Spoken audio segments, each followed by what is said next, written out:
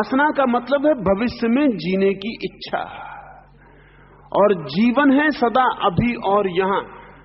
जिस व्यक्ति ने भविष्य की जीने की इच्छा को अपने जीवन में प्रबल किया, वो बाहर की तरफ बहता रहेगा और उसकी ऊर्जा खोती रहेगी। भविष्य हमारी ऊर्जा को बुरी तरह पी जाता है, एब्जॉर्ब कर लेता है। वर्तमान में ऊर्जा संग्रहित होती है। इसलिए जिस व्यक्ति को अपनी ऊर्जा को, अपनी शक्ति को अकाम तक पहुंचाना हो, ब्रह्मचर्य तक पहुंचाना हो, जिसे अपनी ऊर्जा को सत्य और ब्रह्म तक ले जाना हो, जिसे अपनी ऊर्जा को स्वयं तक पहुंचाना हो, उसे भविष्य की इच्छाएं, भविष्य की कामनाएं, भविष्य को धीरे धीरे छीन कर देना चाहिए। उसे जीना चाहिए अभी और यहीं, हियर एंड नाउ।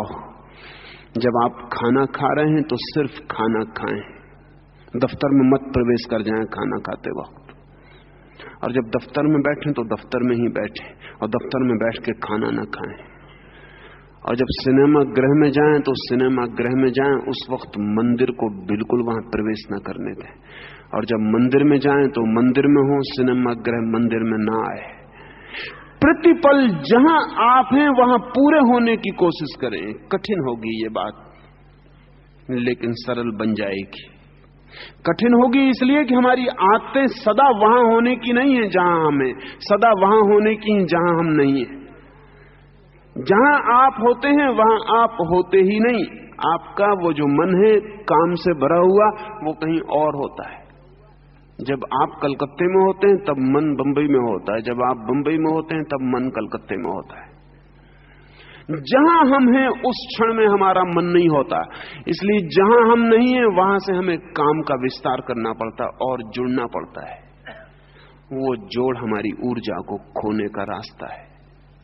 अगर कोई व्यक्ति अभी और यहीं जीने के लिए धीरे धीरे धीरे धीरे धीरे समर्थ हो जाए, और सरल है होना, सरल इसलिए है कि अगर आप प्रयोग करेंगे तो आप बहुत हैरान हो जाएंगे कि खाना इतना आनंदपूर्ण कभी भी ना था जितना आनंदपूर्ण उस क्षण हो जाता है जिस क्षण आप खाना खाते वक्त पूरे मौजूद हैं। जिस वक्त आप खाना ही खा रहे हैं। एक ज़ेन फकीर के पास एक सम्राट मिलने गया था। वो फकीर अपने बगीचे में गड्ढा खोद रहा था। उस सम्राट ने कहा कि मैं आपसे कुछ ज्ञान सीखने आया हूं। तो उस फकीर ने कहा कि बैठो और देखो और सीखो। सम्राट बैठ गया, वो फकीर अपना गड्ढा खोदता रहा। सम्राट ने कहा कुछ कहिएगा भी, आप तो गड्ढे खोदे चले जा रहे हैं। उस फकीर ने कहा गौर से देखो, मैं हूं ही नहीं, बस गड्ढा खोदना ही है, गड्ढा खोदना ही हो रहा है, मैं हूं ही नहीं। मैं इतना पूरा लीन हूं इस गड्ढे खोदने में कि मुझे अलग करने की कोई जरूरत नहीं। मैं गड्ढा खोद रहा हूं ऐसा कहना गलत है, मैं गड्ढा खोदने की क्रिया हो गया हूं ऐसा ही कहना ठीक है। तुम भी देखने की क्रिया हो जाओ। कृपा करके उस बात को मत सोचो कि जब मैं बोलूंगा तो क्या बोलूंगा और जब तुम समझोगे तो क्या समझोगे। तुम कृपा करके यहां सिर्फ देखना हो जाओ। उस सम्राट ने कहा ये तो बड़ा मुश्किल है, सिर्फ देखना, मुझे लौटना भी है।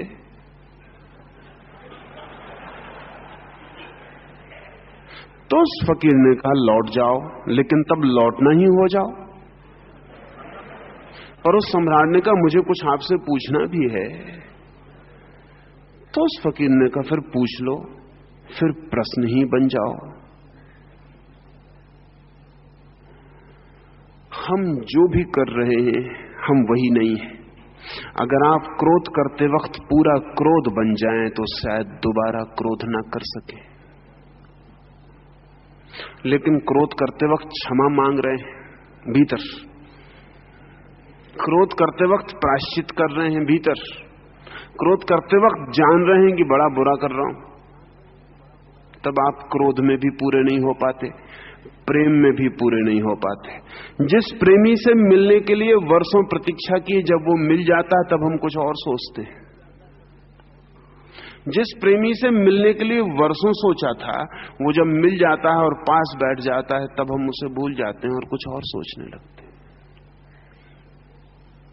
जिस धन को खोजने के लिए वर्षों मेहनत की थी, जब वो मिल जाता है तिजोरी में चाबी लगा के बाहर बैठ के हम कुछ और सोचने लगते हैं। हम पूरे वक्त चूकते चले जाते हैं।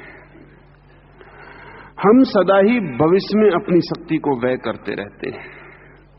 अगर शक्ति को संग्रहित करना है, और शक्ति के संग्रहित हुए बिना कोई अंतर यात्रा संभव नहीं है, तो हमें वर्तमान में जीना सीखना होगा। वर्तमान के साथ बड़ी खूबी है, वर्तमान सर्कुलर है, राउंड शेप्ड है। एक नदी है, वो वन डायमेंशनल है, वो भागी जा रही है, वो पूरे वक्त भागी जा रही सागर की तरफ। वन डायमेंशनल है, उसमें एक आयाम है, वो भागी जा रही। एक सरोवर है, वो भाग नहीं सकता, वो गोल है, वो अपने भीतर ही घूमता है, रह जाता है। सारी भ्रमण यात्रा उसके भीतर है। जिस क्षण आप वर्तमान के क्षण में होते हैं, उस वक्त आप सरोवर की भांति हो जाते हैं, गोल वर्तुलाकार। शक्ति आपके भीतर घूमने लगती, क्योंकि बाहर जाने के लिए कोई मौका नहीं मिलता। मौका मिलता है भविष्य से।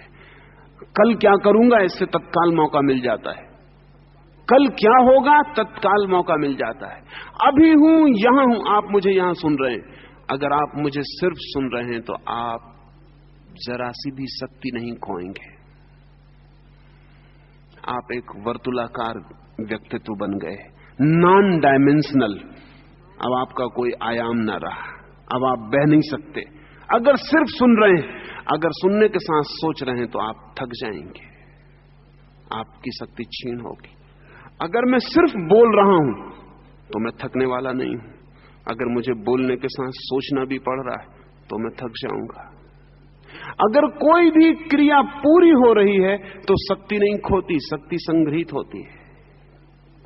कोई भी क्रिया अगर टोटल है तो शक्ति संग्रहित होती है। प्रेम अगर पूर्ण है तो शक्ति लाता है, क्रोध अगर पूर्ण है तो वो भी शक्ति खोता नहीं। जो भी पूर्ण हो जाता है वो खोता नहीं। और बड़े मजे की बात है, अगर क्रोध पूर्ण हो जाए तो आप क्रोध से मुक्त हो जाते हैं, क्योंकि वो इतना व्यर्थ मालूम पड़ता है।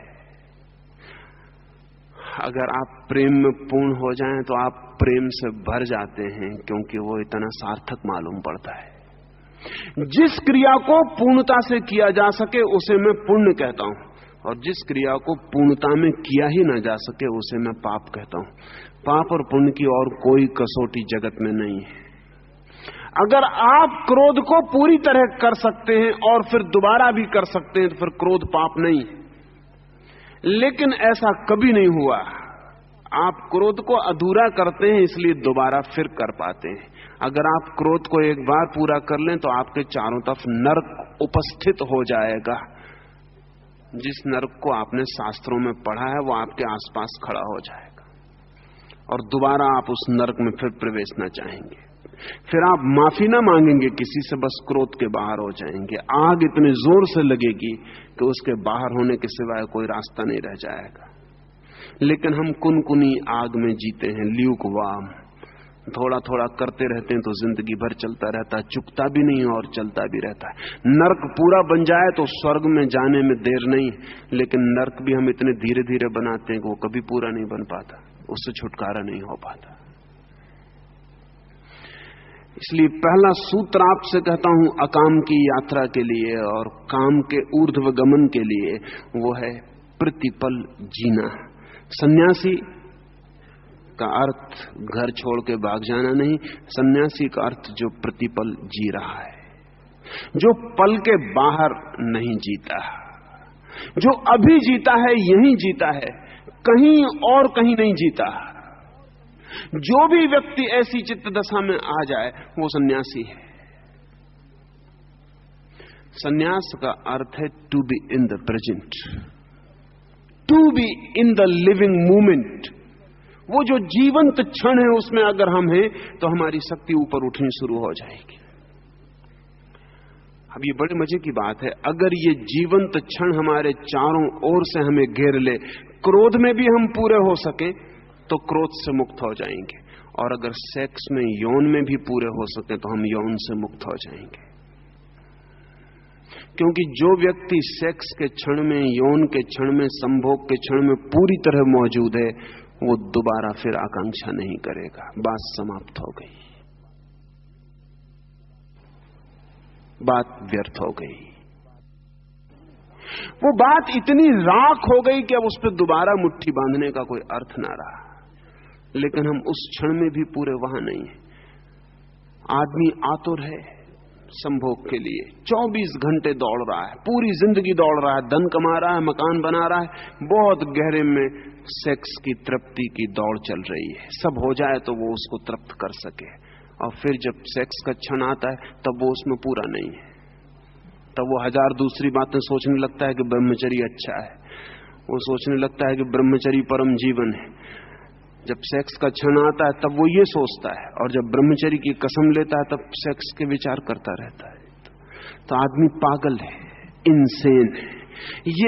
ये पागलपन हमारी जिंदगी की ऊर्जा को कभी भी ऊपर की तरफ जाने नहीं देता। इसलिए पहला सूत्र आपसे कहता हूं, पल पल जीना, तो आपके भीतर अकाम शुरू हो जाएगा, काम क्षीण होने लगेगा। क्योंकि काम के लिए भविष्य जरूरी है, कामना के लिए कल जरूरी है। सच तो यह है कि कल अस्तित्व में होता ही नहीं, सिर्फ कामना में होता है। It is a by product of desire. कल तो होता ही नहीं, कल कहीं है ही नहीं।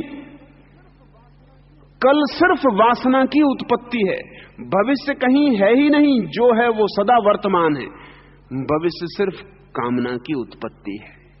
हम निरंतर कहते हैं कि समय के 3 हिस्से हैं, भविष्य, वर्तमान।